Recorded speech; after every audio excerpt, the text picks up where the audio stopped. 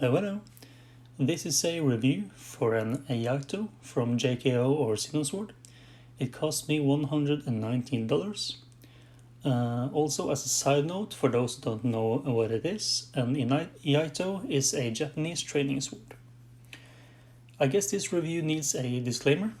I am not trained in Japanese swordsmanship, as there are no schools in my part of the world, at least that I know of.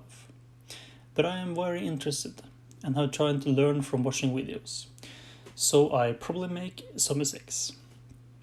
That was the main point of getting a training sword, to learn more.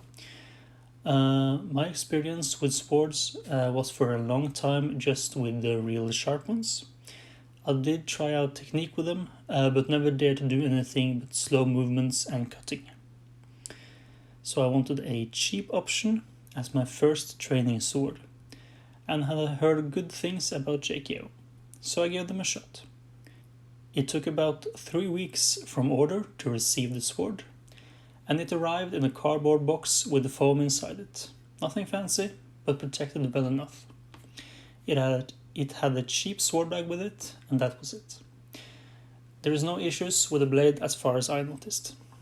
The sword specs should be on screen now. The sword weighs 850 grams, which is less than a normal sword, as it should. It feels light and agile to move around, but there is enough weight to feel its presence. The blade tapers significantly to make it light. It is a 1050 high carbon steel blade, so it needs to be oiled. Jkoo have an aluminium option as well, however it's lighter. The blade is nothing special, but it is nice for the money. The fittings are simple and have been given an aged look. I find it to be really attractive. Trying to emulate fancy fittings on a cheap blade usually falls flat. The fittings are tight and none have come loose with use. There are also no sharp edges, so the hands are protected. The handle is one of the most important parts of an Iaito, and this one does not disappoint. It is well shaped, it has a thin profile that feels great in the hand. The wrap is really tight, probably one of the tightest wraps I have encountered, which is really nice. Since the primary goal is to draw and swing around as much as possible, a loose wrap would usually fray and come loose rather quickly. It also has real rayskin panels under the wrap. The only criticism I have about the handle is a rather lackluster manuki, which is a small decorative piece under a wrap. It is not a pretty cast, however, that is not a really big issue on a cheap sword such as this. It's just cosmetic. The saya or scabbard is lacquered black and is rather simple. It has a saego of decent quality, which is nice, as it is used in most styles. It has washers, but these are loose. They usually are on most reproduction katanas and are easy to fix, so it's not a deal breaker. The saya has two flaws, however. The first is the top not being reinforced. This is a shame, as it could crack on much use without.